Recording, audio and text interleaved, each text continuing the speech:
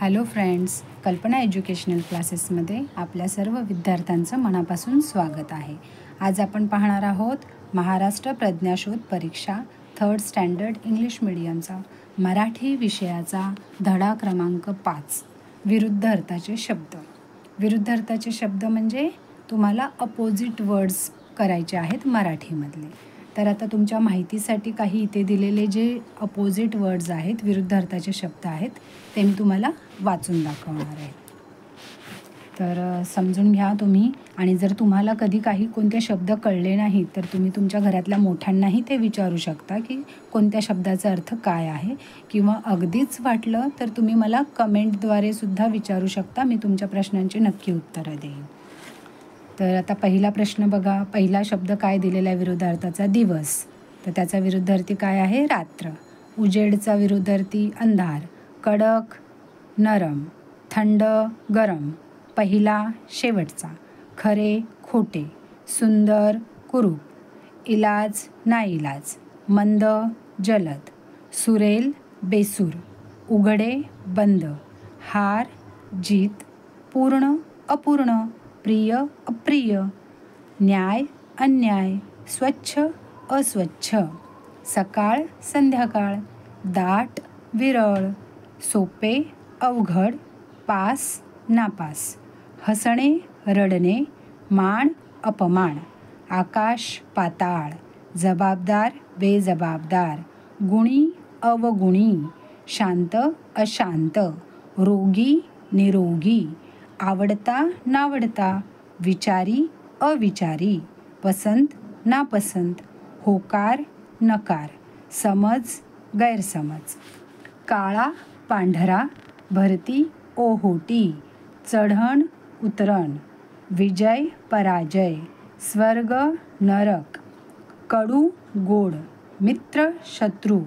ओला कोरडा. आशा निराशा.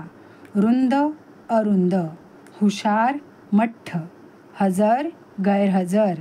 स्वतंत्र परतंत्र. उलटा सुलटा. स्वदेश परदेश. ज्ञानी अज्ञानी. आता मुलांनो, हे झाले काही शब्द आणि त्यांचे विरुद्धार्थाचे शब्द. तर हे तुम्ही ऐका, वाचा. वाचल्यामुळे तुमच्या ज्ञानात भर पडेल आणि तुमचं ज्ञानकोश वाढेल. त्यामुळे नेहमी जे काय आपण प्रॅक्टिससाठी हे शब्द घेतलेले असतो ते वाचत जा तुम्ही. ठीक आहे. आता बघा बरं, त्यांनी पहिला प्रश्न याच्यावर आधारित दिलेला आहे की विरुद्ध अर्थ शब्दांवरती त्यांनी कसे प्रश्न विचारलेत ते पहा बरं. पहिला प्रश्न काय दिला आहे? खालील शब्दांच्या गटातून योग्य तो विरुद्ध अर्थाचा शब्द निवडून त्याच्या क्रमांकाचे वर्तुळ रंगवा. आता खाली त्यांनी शब्दांचे काही गट दिलेले आहेत. तर एक जो शब्द त्यांनी दिलेला आहे त्याचा विरुद्ध अर्थाचा शब्द काय आहे तो आपल्याला त्या पर्यायांमधून निवडायचा आहे. आणि जे निवडलेला पर्याय असणार करेक्ट आन्सरचा, त्याचा आपल्याला सर्कल जो आहे त्या क्रमांकाचा त्याला डार्क करायचा आहे. जसं आता उदाहरणार्थ मी तुम्हाला सांगते. पहिला शब्द काय दिला आहे बघा त्यांनी? मागचा. तर आता आपण पर्याय वाचायचे म्हणजे आपल्याला कळेल काय आहे ते. पर्याय क्रमांक 1 आहे पुढचा. तर आपल्याला इथेच कळते की हेच आन्सर आहे. मागचा पुढचा आपण म्हणतो की नाही मागचा, तर त्याच्या अपोजिट पुढचा आहे तो. दुसरा आहे वरचा. तिसरा आहे खालचा. आणि चौथा आहे बाजूचा. तर हे सगळे जे ऑप्शन आहेत हे विरुद्धार्थाचे नाही आहेत. तर मागचाचा विरुद्धार्थी शब्द आहे पुढचा, जो की क्रमांक आहे 1 नंबर. म्हणून 1 नंबरच्या पर्यायाला डार्क सर्कल करायचं आहे. आता दुसरा शब्द आहे वर. तर वरचे 2 अर्थ होतात मुलांनो. वर म्हणजे आपण म्हणतो ना वर खाली, तो एक शब्द येतो. आणि दुसरा असतो वर आणि वधू. वर म्हणजे नवरदेव असतो तो वर, आणि त्याच्या पत्नीला म्हटलं जातं वधू. म्हणूनच मी म्हणते आपली मराठी फार समृद्ध आहे. तिचा वाचन जेवढं तुम्ही कराल तेवढं तुमच्या ज्ञानात भर पडेल. तर आता इथे कोणता विरुद्ध अर्थ घ्यायचा आहे हे आपल्याला ह्यातले पर्याय वाचल्यावरच लक्षात येईल. म्हणून आपल्याला इथले पर्याय वाचायचे आहेत. तर पर्याय क्रमांक 1 आहे जाड. क्रमांक 2 आहे वधू. 3 आहे नवरा. आणि 4 आहे वार. तर आता याच्यामधलं जाड तर वरच्या अपोजिट नाही आहे. वधू मी म्हटलेलं ना वरचं अपोजिट वधूसुद्धा येतो, म्हणजे नवरा बायको असं. आणि आता त्यांनी कन्फ्यूज करायला बघा इथं तिसरं ऑप्शन पण दिलं आहे नवरा, पण वरचा समानार्थी म्हणजे सेम अर्थ असलेला शब्द आहे नवरा, त्यामुळे हा विरुद्धार्थीमध्ये येणार नाही. आणि 4 क्रमांकाचा ऑप्शन आहे तो वार आहे, याचा काही प्रश्नच येत नाही आहे. म्हणजे वरचा विरुद्धार्थी शब्द याच्यात आहे वधू, आणि 2 नंबरचा पर्याय जो आहे तो करेक्ट आन्सर आहे, म्हणून 2 नंबरच्या सर्कलला डार्क करा. तिसरं आहे सुंदर. सुंदर म्हणजे काय? ब्युटिफुल, माहीतच आहे तुम्हाला. आता ह्याचा विरुद्धार्थी शब्द आपल्याला शोधायचा आहे. तर लावण्य दिलं आहे त्यांनी, आणि मुद्दाम परीक्षांमध्ये एक लक्षात घ्या, विरुद्धार्थी तुम्हाला विचारत आहेत पण बऱ्याचदा ती लोक समानार्थाचे शब्द पण त्याच्यात देतात. मग आपल्या डोक्यात काय, सुंदर म्हणजे लावण्य असं पण होतं ना, मग त्यामुळे आपण चुकून 1 नंबरला आपण सर्कल करू शकतो. तर ते नाही करायचं आपल्याला लक्षात ठेवायचं आहे की आपल्याला ह्याच्यात विरुद्धार्थाचा शब्द निवडायचा आहे. त्यामुळे ते लक्षात ठेवूनच आपल्याला पुढचे पर्याय वाचायचे, म्हणजे आन्सर शोधायला अजून सोपं जातं. तर नंबर 1 लावण्य हे येणार नाही, कारण हा समानार्थी शब्द आहे. नंबर 2 शूर हेही येणार नाही. नंबर 3 छान हेही येणार नाही, कारण सुंदर म्हणजे छानच असतं. नंबर 4 कुरूप, तर कुरूप हे ऑप्शन येणार आहे, कारण सुंदरचं विरुद्धार्थी शब्द आहे कुरूप, आणि 4 नंबरच्या सर्कलला तुम्हाला डार्क करायचं आहे. आता नंबर 4मध्ये आपण पाहूया काय दिलेलं आहे ते. चौथा शब्द आहे पूर्व. पूर्व, आणि त्याचे आता ऑप्शन्स पाहूया आपण काय दिलेत. दक्षिण, नंबर 2 आहे उत्तर, नंबर 3 आहे पश्चिम, आणि नंबर 4 आहे पूर्वी. तर पूर्वी तर येणारच नाही आहे. तर तुम्हाला माहिती आहे आपण दिशा जो बघतो त्याच्यामध्ये कसं येतं, पूर्व पश्चिम, म्हणजे पूर्वच्या विरुद्ध काय येणार तुमची, पश्चिम येणार. म्हणजे नंबर 3चा पर्याय आहे त्याला तुम्हाला डार्क करायचं आहे. आता नंबर 5 बघा काय दिलेलं आहे, मित्र. आता मित्राच्या अपोजिट काय येतं, शत्रू. तर नंबर 1चं ऑप्शन दिलेलंच आहे त्यांनी, शत्रू, म्हणजे शत्रू हे आपलं करेक्ट आन्सर आहे. तुम्ही डायरेक्ट त्याला सर्कल करू शकता. नंबर 6 प्रश्न काय दिलेला आहे, दाट. दाटचं पहिलं काय येतं आहे, अपोजिट शोधायचं आहे आपल्याला. इथे पहिलं ऑप्शन दिलं आहे घनदाट, दुसरं दिलं आहे विरळ, तिसरं दिलं आहे भरलेले, आणि चौथं दिलं आहे हलके. आता बघा मुलांनो, काही शब्दांचे अर्थ तुम्हाला माहीत असणं आवश्यकच आहे. आता दाट म्हणजे काय, भरपूर असे, आणि घनदाट म्हणजे पण भरपूर, म्हणजे समान झाला. विरळ म्हणजे काय असतं, तर कमी, म्हणजे ज्याच्यात घनता कमी आहे असं, म्हणजे फार विरळ म्हणजे थोड्या थोड्या प्रमाणात असलेलं असं. भरलेलं म्हणजे पण घनदाटच होतं. हलके म्हणजे हलके फुलके येतं, पण दाटचा विरुद्धार्थी शब्द विरळ येतो. त्यामुळे तुम्ही 2 नंबरच्या सर्कलला डार्क करायचं आहे. आता पुढचा प्रश्न बघा काय दिला आहे, भोळा. भोळाच्या विरुद्धार्थी काय येईल बघा, मूर्ख, नंबर 2 गरीब, नंबर 3 भाबडा, नंबर 4 धूर्त. तर भोळा म्हणजे साधा भोळा असतो, हो की नाही. तर भाबडा म्हटलं तर तोही साधा येणार, गरीब पण साधा येणार, आणि मूर्ख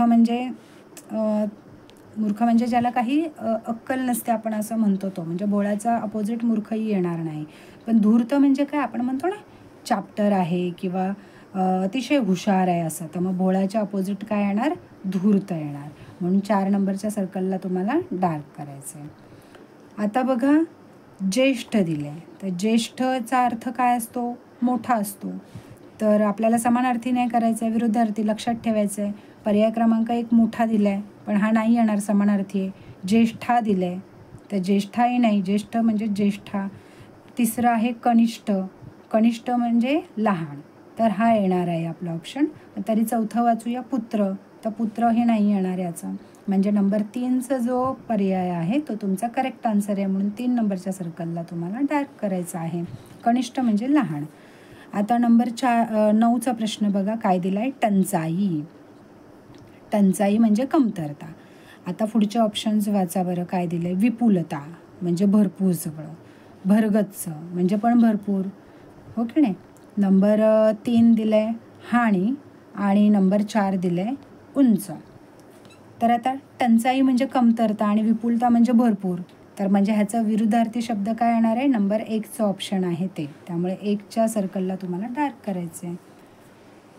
10वा नंबर बघा काय दिलं आहे, वरदान. वरदान म्हणजे आपण म्हणतो ना आशीर्वाद मिळाला आहे वगैरे असं, तसं. तर वरदानच्या विरुद्धार्थ तुम्हाला करायचं आहे. पाप येतं का, नाही. तर वरदानच्या विरुद्ध काय असतं, शाप. शापच असतो की नाही. वरदान म्हणजे आशीर्वाद आणि शाप म्हणजे एक वाईट काही बोललं गेलेलं असतं. तर ते 2 नंबरचं ऑप्शन तुमचं करेक्ट आहे. 3 नंबर काय दिलं आहे स्तुती आणि 4 नंबर दिला आहे दानशूर. तर हे शब्द येणार नाहीत. वरदानच्या अपोजिट येणार शाप. त्यामुळे 2 नंबरच्या सर्कलला डार्क करा. 11वा बघा प्रश्न काय दिला आहे म्हातारा. तर म्हाताराच्या अपोजिट सगळ्यांना माहिती असतं काय असतं, तरुण असतं. तरी पण आपण ऑप्शन वाचूया. नंबर 1 दिला आहे मनुष्य, नंबर 2 तरुण, नंबर 3 आजोबा, नंबर 4 बलवान. तर 2 नंबरचं जे सर्कल आहे त्याला डार्क करा. करेक्ट आन्सर आहे तरुण. 12वं काय दिलं आहे लांब. तर लांबच्या अपोजिट काय येतं जवळ. तर इथे बरोबर आहे. नंबर 1 आहे जवळ. त्यामुळे 1 नंबरच्या सर्कलला तुम्ही डार्क करा. 13वं काय दिलं आहे बघा प्रेमळ. प्रेमळचा आता आपल्याला अपोजिट शब्द शोधायचा आहे. तर पहिला क्रमांक दिला आहे पर्यायाचा साधा, दुसरा दिला आहे सोपा, तिसरा दिला आहे क्रूर आणि चौथा दिला आहे गोड. हो की नाही. तर प्रेमळच्या अपोजिट काय येणार क्रूर येणार. तर 3 नंबरच्या सर्कलला तुम्हाला डार्क करायचं आहे. आता 14वा प्रश्न काय दिला आहे स्वस्त. स्वस्तच्या अपोजिट काय येतं तुम्हाला माहिती आहे ना. एखादी वस्तू आपण म्हणतो यार ही फार स्वस्त आहे. तर एखादी वस्तू आपण म्हणतो अरे ही खूप कशी आहे महाग आहे. तर त्याच्या अपोजिट काय येणार आहे महाग. पण आपण ऑप्शन वाचूया. नंबर 1 दिलं आहे किंमत, 2 दिलं आहे घाण, 3 दिलं आहे लहान आणि 4 दिलं आहे महाग. तर महाग हे त्याचं करेक्ट आन्सर आहे. त्यामुळे 4 नंबरच्या ऑप्शनला डार्क करा. पुढे दिलं आहे 15वा प्रश्न दिला आहे जाड आणि त्याचे ऑप्शन दिलेत मजबूत, बारीक, लठ्ठ आणि हुशार. तर जाडच्या अपोजिट मजबूत तर होणार नाही. दुसरं आहे बारीक. तर आपण म्हणतो ना अरे हा किती जाड आहे किंवा हा किती बारीक आहे. तर जाडच्या अपोजिट येणार बारीक. त्यामुळे 2 नंबरचं ऑप्शन आहे त्याला तुम्हाला सर्कल करायचं आहे. तर हे काही आपल्याला प्रश्न आणि काही उदाहरणं झाली विरुद्ध अर्थ शब्दांची. तर मला आशा आहे की तुम्हाला हे समजले असतील आणि कळले असतील आणि खूप छानही वाटले असतील. तर या सगळ्या शब्दांचा तुम्ही अभ्यास करा. कारण हे शब्द वाचाल तर ते तुमच्या डोक्यात फिट राहतील आणि पाठीपुढे कधीही हा प्रश्न तुम्हाला विचारला गेला किंवा शब्द विचारला गेला तर त्याचा विरुद्धार्थी शब्द काय आहे ते तुमच्या चुटकीसरशी लक्षात येईल. त्यामुळे प्रत्येक गोष्टीचा अभ्यास हा महत्त्वाचा आहे. त्यामुळे मी नेहमीच म्हणते की तुम्ही वाचाल तर तुमचं ज्ञानात वृद्धी होईल. म्हणजे तुमचं ज्ञान वाढेल आणि तुम्हाला प्रश्न जसा समोर येईल तसं तुम्हाला त्याचं उत्तरही समोर येईल. त्यामुळे ऑल द बेस्ट आणि छान अभ्यास करा. थँक्यू.